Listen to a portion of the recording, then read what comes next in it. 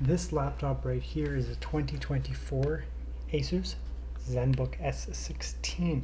This laptop here is equipped with a brand new Ryzen AI HX 370 CPU. It's a very thin, very premium Ultrabook laptop. Big screen, 16 inches, OLED, etc., etc. But there is one very major flaw with this laptop that actually really bothered me. So let's jump into this review here, and I will show you all of the amazing features and design elements of this laptop, and then I'll show you why it's something that personally I don't like that much. Okay, so let's have a look at the actual laptop here. Pull that off. It's got an interesting lid. It almost looks like granite or something. It's a soft touch material, more of a plasticky material, or a poly resin or something, I don't know. But it's interesting, for sure.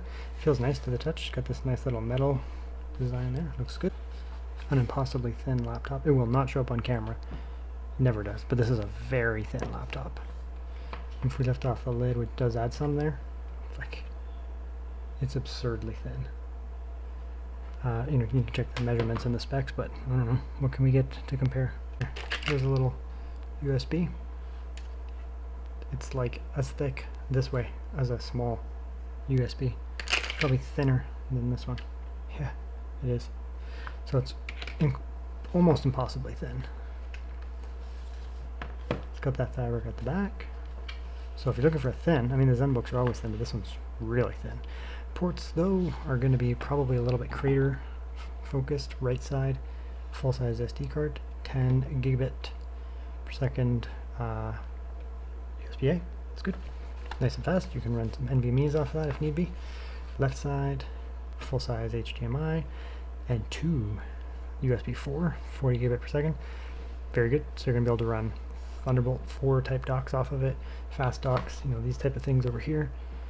Really expand your port selection on it, as well as you can run like NVMe enclosures in that, and displays, and then microphone combo jack. So pretty good considering it's so thin. I don't really know where else they could put ports. Once you get to the front, you're into the speakers here because they have such huge speakers. So I'm pretty happy with the I/O considering what you're getting in this package here. It's not super light because it is 16 inches and it does have a lot of metal, but it is still fairly light. Right, 1,500 grams, a little over 3 pounds. What is that? 3.3 pounds. This one, you get a nice material in here, nice structure, so it's super thin. Feels nice to type on. I was moving around my house a little bit with it. Felt nice. So basically the whole freaking laptop is a trackpad from front to back. Right. Square style keyboard. It's very similar keyboard to what you get on the G14, G16. It's fine. A little bit of an accent there. Just the design. Speakers are all over here. Little light thing. I didn't notice that before. Little Star Trek style light thing. Glossy screen. Right. No real wobble. Other than standard. Hinge is nice and firm on that. So the build quality is very good. But yeah, let's open it up and start using it. Small and slightly bigger. Small, small, small. Bigger, bigger, bigger. I actually just pulled up from the speaker. There's a latch there. Metal I just literally pulled up.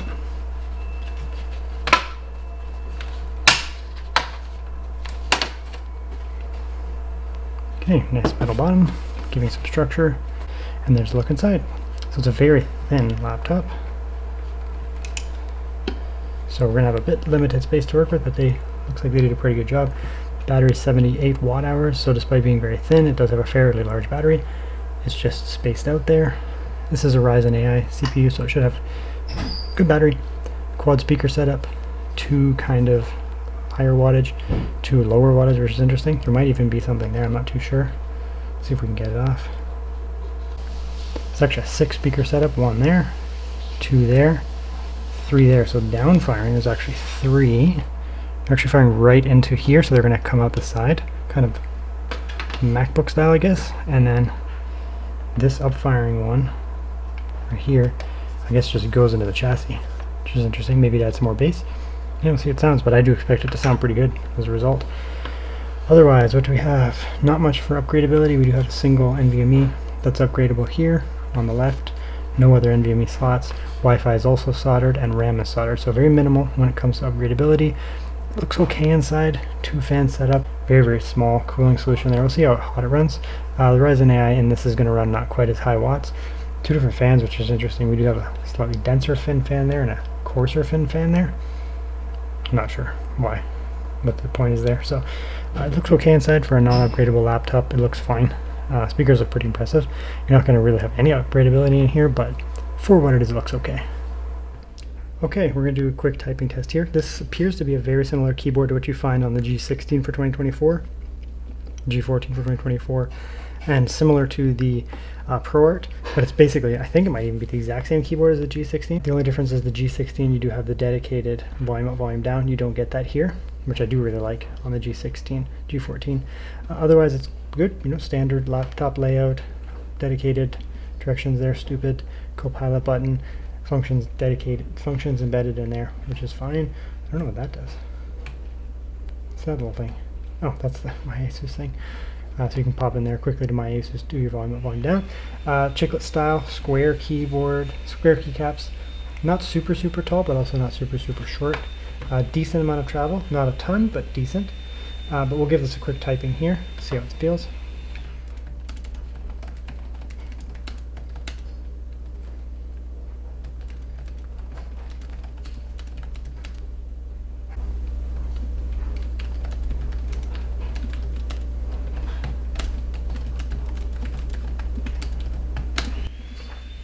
Yeah, so the CPU is the keyboard is very good. I like it quite a bit. Nice, snappy to type on, feels good to type on. Overall, I would say there's not much more I would change from it. It's really nice. Trackpad is massive. This is smooth, but a little bit of a texture. This is very smooth, not glass, but very smooth. Nice click. Not as sharp as I like, but still nice. Trackpad is oversized for me. I prefer a smaller trackpad. Maybe I'm crazy, but I don't need a trackpad that takes up half my laptop. It's just me, but for people who do enjoy massive trackpads and MacBook-like setups, you'd probably like this quite a bit. Okay, so the screen of this laptop sucks. On paper, it's very good. It's bright. It has good contrast. It has good colors, which we'll show you in a minute. But it has a horrible screen door effect. It's almost like not a normal screen door effect. It's like a modeled pattern. I don't know if I can show it on camera. Yeah, that's not it there. It's hard to show. Like, see that pattern there? That's not actually a pattern. It's almost like they chose a wallpaper to hide it. It's shockingly bad. I took some footage last night and the night before. Like, even on this, it's definitely a screen door effect. I wish I could get it on camera. Let me try to get in close. It's very hard to film this kind of stuff. We'll see if it shows up on camera. You see that mesh pattern? Yeah, that's visible. I do not have 20/20 vision. I do not have 20/20 vision. I don't have bad vision, but not 20/20, and I'm sitting about, I don't know, 2.5 to 3 feet away from this, and I can see that. It's bad. Gray, I can see it. I can see it everywhere. It's actually worse on white, which is odd. Usually I can see it on gray. I can see it there. Yeah, it's unfortunate. Yeah, so I mean, you're basically getting what on paper would be a very good screen, but they absolutely kill it with the screen door effect. Now, if you watch my previous review of the Zenbook, it was a Zenbook 14 AMD about 1.5 to 2 years ago, and I had the same problem. Really good contrast ratio, beautiful reds, bold, bright, super vivid reds here. Right, this is the type of screen I'd be like, wow, this is such a nice screen. It's beautiful. Right, you come in here, you can't see it as much in a scene like this. Right, come in here. Nice vivid greens, bold, beautiful. Here, I can see it. All that blue. I don't know if it'll show up on camera, but I can see that screen door effect, which is unfortunate because I'd say, like, you know, the other ASUS OLED screens that I've reviewed this year, the ProArt was nice, it was glossy, but it was nice.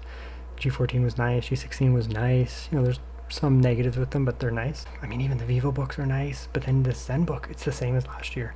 The same issue where you just have that screen door effect, and it really does kill it. It's so bad. It really does kill it for me. But I mean, yeah, you get that 100% DCI-P screen, 1800p, good resolution for a screen of this size, 120 Hz refresh rate. So on paper, I looked at it and I was like, you know, this is going to be a killer screen. but it has the Zenbook issue. So yep, that's going to be a big issue for me, the Zenbook issue. Okay, let's test the audio here. This thing had crazy. Expect it to sound pretty darn good, to be honest. ASUS laptops in general sound pretty good. Some of the best out there for Windows laptops, and this thing had a lot of freaking speakers, so we'll see. Ooh, it's gonna get super loud. That's 20. That's 50.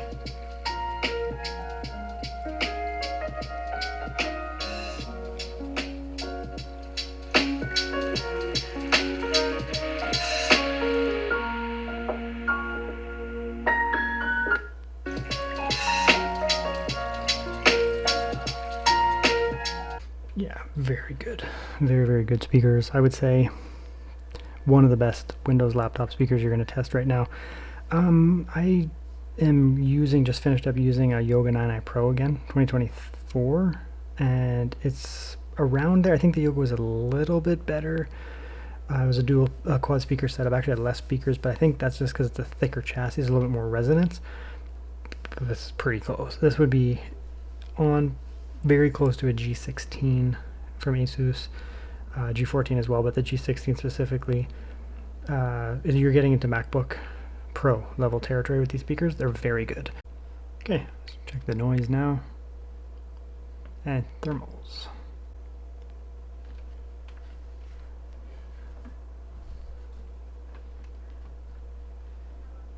Very quiet. Thermals look good, under 80.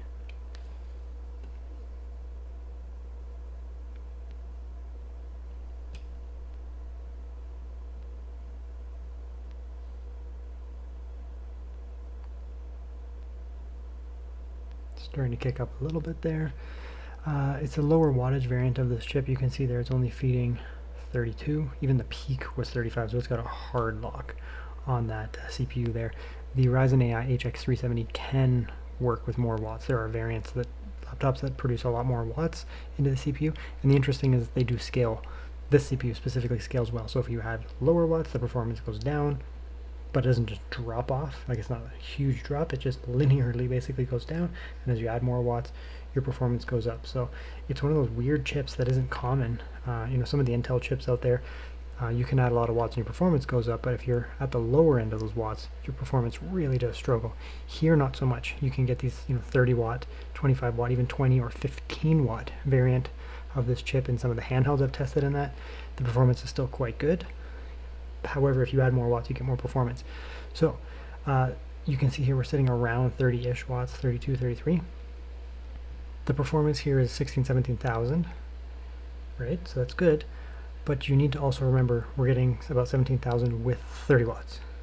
So it's very good, actually, is what we're getting here. So if you were to add more watts to the processor here, you would get more performance. If you were to decrease it slightly, you would get less performance. For such a thin little chassis here, they're obviously trying to keep the thermals down. It's not meant to be a gaming beast. It's going to be something that's running relatively quiet, relatively cool, but you still get very good performance. Like you can see there, we're sitting static, multiple runs, 17,000 even, so I consider that very good.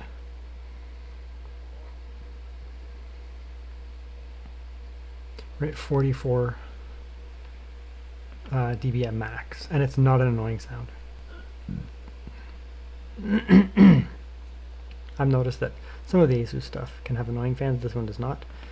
Let's see what standard does just for wattages, if anything. Oh, it did drop 26, so we dropped about 6 down. It's a little bit quieter. None of these are going to be bad performance, even with lower watts, to be honest. A little bit quieter. We'll come back with the actual benchmarks after, but whisper mode. So fans are basically off now. You might hear there's a fan in another room on in my house. You might hear that. 22 watts at that low wattage mode. That's about my noise floor right now, with the fan in the other room going. I can't turn it off because someone's using it. That's about roughly where my noise floor is. So it's going to run pretty cool and pretty quiet. It's not going to be as performant as some variants of the HX 370 in a larger laptop. However, it's still very good. So I have no qualms with the performance there. I think it's quite good. Benchmarks now. On silent mode, we're getting about 7,000. It's not bad considering how quiet it runs and how low watts. Moving up to just balanced mode, there's a pretty big jump, almost 15,000. So we're basically doubling performance there for a few extra watts. So that's very good. Moving up to that performance mode, not really much benefit there. Moving up to full, we do get a few extra points there as well. Now we're up to 16,000, so there is a boost. Most even fairly intensive stuff, you're almost fine just running on balanced mode here, at least for just pure CPU tasks. Here's me actually doing some cinematic runs. You can see the areas where it's hot and where it's cool. Up at the very back there's a huge hotspot on the keyboard, exhaust there. So it does run fairly hot. It's not going to burn your skin or anything like that, but it is 45, 46, 47 degrees. The rest of the keyboard, rest of the chassis is pretty cool. On the bottom there at the back there, it's also pretty hot though, 50, 55 degrees, so it can be pretty spicy on your lap. This SSD that's included, not the fastest rates, but still pretty good considering it's just a little guy. Battery life here now is going to be quite good on this laptop. So letting it run for about 6 minutes here just to kind of see what it does on idle. Of course it's full brightness here, I don't play around with that. And we're burning around 3.6, 3.7 watts, which is nothing. It's extremely low. So this Ryzen AI chip is parking very well. And then we just moved in some YouTube here. Same 1080p 60 YouTube. And the wattage obviously does jump up, but it's not staggeringly high. It's only 6 watts, 6 or 7 watts max. So even at that, you're looking at about 12 hours. So you're going to get around 10 to 12 hours of YouTube playback. And then if you're doing browsing, moving around, doing that type of stuff, you probably get more like 8 to 10 hours. So that's a very, very good battery. You will be able to play games on this. It's a very powerful chip. However, scaling is going to be an issue. It is an 1800p screen, very high resolution. So older games or not as demanding games, you'll just be able to run. It's a very powerful IB GPU. So we'll try this. Scaling. Let's turn it up, maybe like that. Yeah, it's a little rough, you can see. Again, it's 1800p. Some games it'll run just fine. This is above 1600p, above 1440p on an iGPU. So what I would probably do, you set it to 1080p, you can just half integer it, like that there. It's going to look nice as a result. Kick down FSR, probably don't even need it to be honest. We'll just leave it for now. Frame gen on, go like that.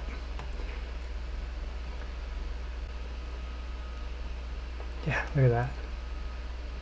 This is on medium, remember, you can turn it down to low if you want. FSR is just the tiniest amount, it's just there for the sake of being there basically. Just like that. We just need it on so that we can run frame gen. Yeah, it's like almost 60. It's going to be very playable. Again, this is an incredibly demanding game.